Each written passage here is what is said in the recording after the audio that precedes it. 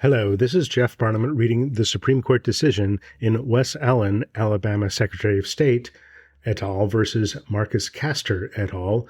On application for a stay in 3 separate decisions from a 3-judge district court panel. June 2nd, 2026. Per curiam. In Louisiana v. Callais, a Supreme Court case decided just this term, to resolve the tension between vote dilution claims under Section 2 of the Voting Rights Act of 1965 and our colorblind Constitution, we updated the standards for Section 2 liability established by Thornburg v. Gingles, 478 U.S. 30, a Supreme Court case from 1986. Under Gingles, to prove a Section 2 violation, a plaintiff must first establish 3 preconditions. First, the minority group must be large and geographically compact enough to be a majority in a reasonably configured congressional district, meaning that the district comports with traditional districting criteria. Second, the minority group must be politically cohesive. Third, the majority group must vote enough as a bloc to defeat the minority group's preferred candidate. After establishing these 3 preconditions, the plaintiff must prove that the political process was not equally open to minority voters based on the totality of the circumstances. Callais updated these standards. As relevant here, we held that for plaintiffs to satisfy the first Gingles precondition, a plaintiff's alternative map must meet all of the state's legitimate districting objectives, just as well as the state's own map. Those legitimate districting objectives, we held, include the state's specified political goals and any other goal not prohibited by the Constitution. A plaintiff also cannot use race as a districting criterion in preparing the alternative map. To prove the second and third preconditions, a plaintiff must provide an analysis that controls for party affiliation and show that voters engage in racial bloc voting that cannot be explained by partisan affiliation.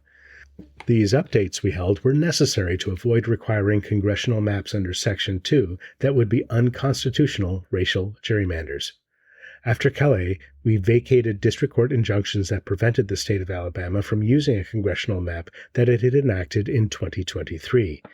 The district court had held that the state's map violated Section 2 because it had only one district in which black voters were a majority and did not include an additional black opportunity district.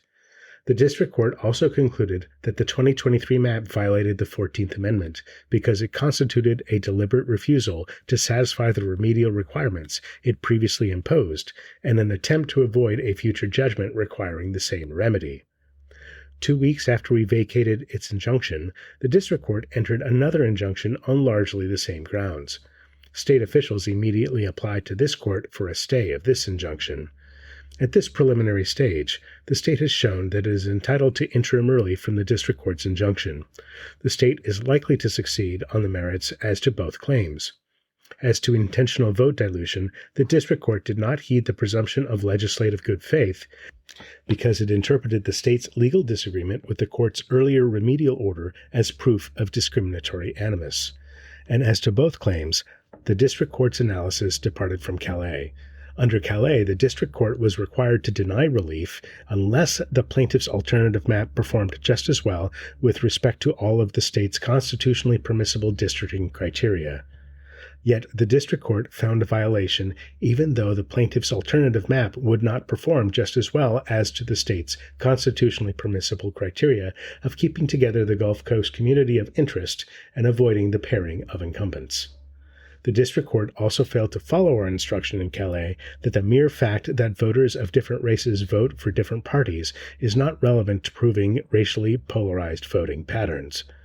The state has also made a strong showing of irreparable harm and that the equities and public interest favor it. We have repeatedly cautioned that lower federal courts should not alter election rules on the eve of an election. Here, the district court interposed itself into Alabama's ongoing efforts to conduct its imminent 2026 congressional elections under maps that its elected representatives selected.